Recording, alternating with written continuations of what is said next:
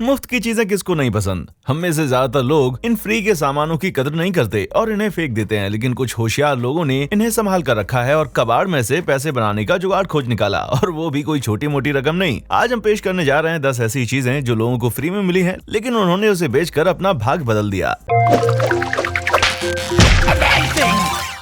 Number 10, 8,130 euro में बेचे गए मैकडोनल्ड के खिलौने। हम में से कुछ लोगों के लिए हैप्पी मील्स टॉयज इकट्ठा करना बिल्कुल बचपन में शनिवार की सुबह कार्टून देखने जैसा था, लेकिन एक बच्चे के व्यावसायिक दिमाग ने और उसके खिलौने इकट्ठा करने के पैशन ने उसको एक अलग ही रूप दे दिया। एक 11 साल का लड़का जिसे व्यवसाय के प्रति थोड़ी सी रुचि थी, उसने मैकडोनल्ड से जमा किए गए अपने खिलौने, पोस्टर्स और उससे जुड़ी अपनी सभी यादों को यूके में बेच दिया। इस कलेक्शन में तकरीबन 7,000 चीजें थी, जो कि 8,130 पाउंड में नीलामी के दौरान जापान, यूएस और जर्मनी के उन खरीदारों को बेची गई जो एक बार फिर से अपना बचपन जीना चाहते थे। ऐसा अनुमान लगाया जा रहा है कि जिस कलेक्शन को बेचा गया है उसे पाने के लिए आपको 10,000 हैप्पी मील्स खाने पड़ेंगे, और ऐसा तभी पॉसिबल है अगर आप एक हाथी की तरह खाते हो। वैसे वो इन्हें अलविदा करने से दुखी तो था, लेकिन उनके माता पिता के मन में कुछ और ही भावना थी। ऐसा शायद इसलिए था क्योंकि अब उनके बेडरूम, किचन और अलमारियों में ज्यादा जगह हो गई थी, यहाँ तक कि उनके घर के आंगन में भी। मुझे लगता है कि आपको भी अपना घर चेक करने की इच्छा जरूर हो रही होगी, कहीं आपके पास भी तो कोई ऐसा खजाना नहीं है, क्योंकि कैसे पता था कि हैप्पी मील टॉयज से इतने पैसे कमाए जा सकते हैं।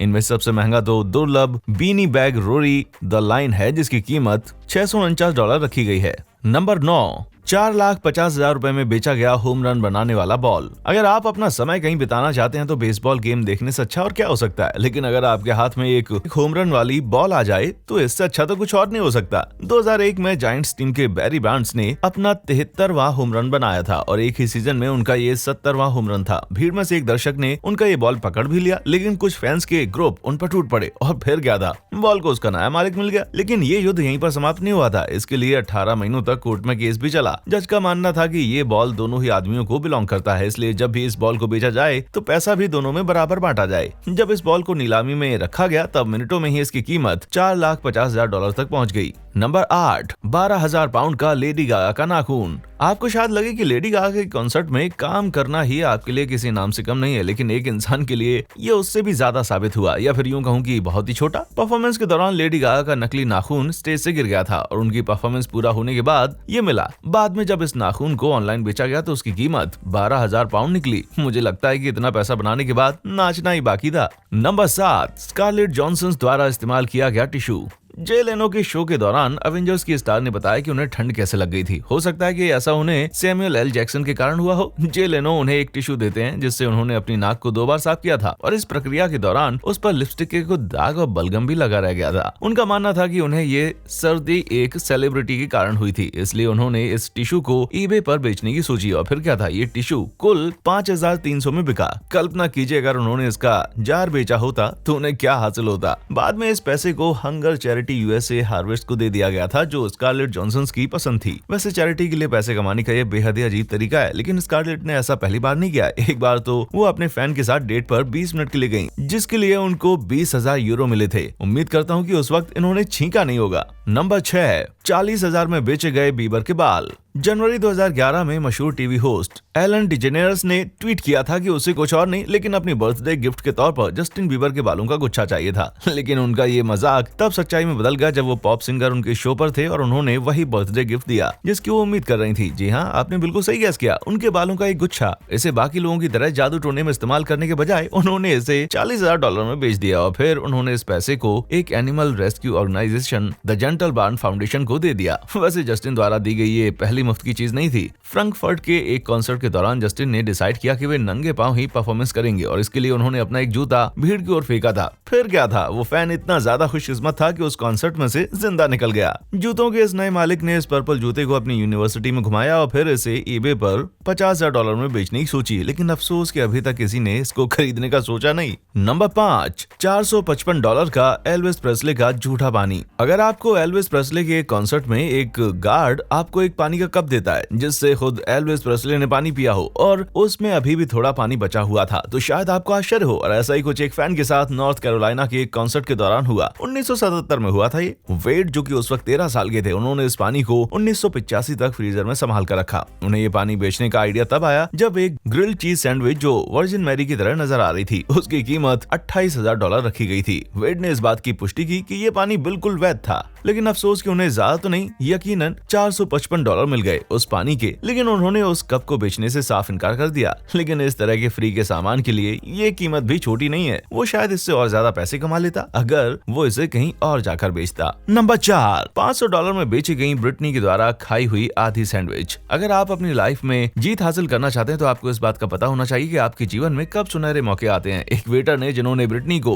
2006 में खाना सर्व किया था, उन्होंने टेबल साफ करते वक्त इस बात की खोज की कि ब्रिटनी ने अपनी आधी छूटी सैंडविच वहीं छोड़ दी थी, जिसमें उनकी थोड़ी सी लार भी मौजूद थी। केविन फेडरलाइन जो कि वहां मौजूद थे, उन्होंने भी अपने द्वारा आधा खाया हुआ कॉर्न डॉग छोड़ा, लेकिन किसी को भी उनकी कोई परवाह नहीं थी। जब वेटर को ये रियलाइज हुआ कि उसके हाथ एक बहुत ही बड़ी चीज लगी है, तो वो इस झूठे खाने को अपने घर ले गया और फिर उसकी तस्वीरें निकाली और फिर ऑस्ट्रेलियन ईबे पर नीलामी के लिए डाल दिया। उनका ये झूठा खाना $520 में बेचा गया, वो भी 53 नीलामी के बाद। लेकिन मौका सिर्फ एक ही लकी विनर को मिला। पता नहीं क्यों इन लोगों को ये सैंडविच चाहिए थी। यहाँ तक कि इतने सालों में MS एक्सप्रेस द्वारा चबाई गई च्युइंगम की कीमत भी ऑनलाइन नीलामी में तकरीबन $14,000 तक पहुँच गई है। छी यार। नंबर 3, 14,000 पाउंड का मेटेओराइट। कभी कभी हम जब वॉक के लिए निकलते हैं तब ब्रह्मांड हमारे लिए कुछ तोहफे पीछे छोड़ जाता है, तो कभी कभी हमें और भी बहुत कुछ झेलना पड़ता है। लेकिन मेटेओराइट्स के बारे में आपका क्या ख्याल है? मेटेओराइट से एक अच्छे खासे पैसे कमाए जा सकते हैं। साल 1900 में एक स्वीडन के एक गाँव में एक अंतरिक्ष का पत्थर मिला जो माना जाता है कि सैकड़ों साल पहले पृथ्वी पर गिरा था। ये भी कहा जाता है कि ये दुनिया के अभी तक के सबसे पुराने मेटेओराइट्स हैं। इसे कैटाविकी की नीलामी में 14,000 पाउंड में बेचा गया। सच कहूँ तो फ्री में मिली इस चीज के लिए ये कीमत बहुत ज्यादा है। ऐसे और भी कई मेटेओराइट्स हैं जो लाखों रुपए में बेचे गए हैं। चाइना के रेगिस्तानी रूरल एरियाज में मिला फुकेंग मेटेओराइट दुनिया का सबसे महंगा मेटेओराइट है, जिसकी कीमत 1.7 मिलियन यूरो है। ये एक पायलेटाइट एक प्रकार का स्टोनी आयरन उल्कापिंड है जिसमें ओलिविन के क्रिस्टल 4.5 अरब वर्ष पुराने हैं। नंबर 2,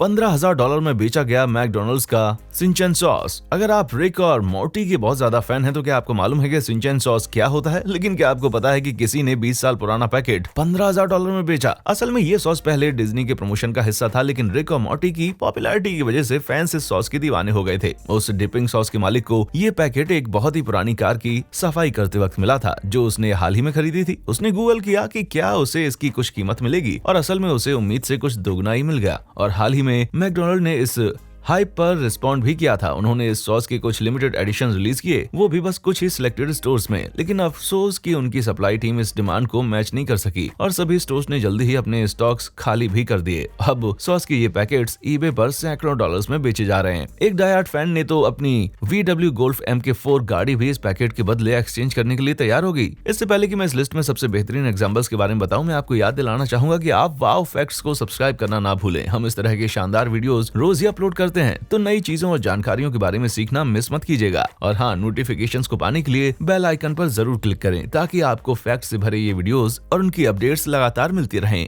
नंबर 1, 3 मिलियन में बेचा गया बेसबॉल का ये कार्ड। 1909 से 1911 तक अमेरिकन टोबैको कंपनी ने हर एक सिगरेट्स के पैक में बेसबॉल कार्ड इशू करना शुरू कर दिया था। हालांकि बेसबॉल प्लेयर होनुस वेंगर इस आइडिया के खिलाफ थे, इसलिए उनके दर्शाने वाले कार्ड्स की संख्या पब्लिक में सिर्फ 50 से 200 ही थी। पता नहीं वेंगर इस प्रमोशन का हिस्सा क्यों नहीं बने। शायद उन्हें इसके लिए पैसे ना मिले हो, या फिर हो सकता है कि उन्होंने सोचा होगा कि ऐसा करने से बच्चों में स्मोकिंग को बढ़ावा मिलेगा। 1933 में इन कार्ड्स की कीमत कुछ $50 थी। जॉन इन्हें उस वक्त के दौरान बेचे गए सबसे महंगे बेसबॉल कार्ड्स बनाता है। और फिर 2007 में इन कुख्यात कार्ड्स ने एक बार फिर से वर्ल्ड रिकॉर्ड सेट किया और इस बार नीलामी में इनकी कीमत 3.12 मिलियन थी। और अब इन बेसबॉल कार्ड को जंबो वैगनर उपनाम मिला क्योंकि ये T206 कार्ड श्रृंखला के बीच प्रचलित अन्य विशिष्ट कार्डों की तुलना में थोड़े बड़े थे। क्या आप कुछ ऐसी फ्रीबीज के बारे में जानते हैं जो कि शायद हम बताना भूल गए हो? और क्या आपको लगता है कि आपके पास भी बेचने के लिए ऐसा कुछ है? अगर हाँ, तो नीचे कमेंट सेक्शन में हमें जरूर बताएं। देखने के लिए शुक्रिया।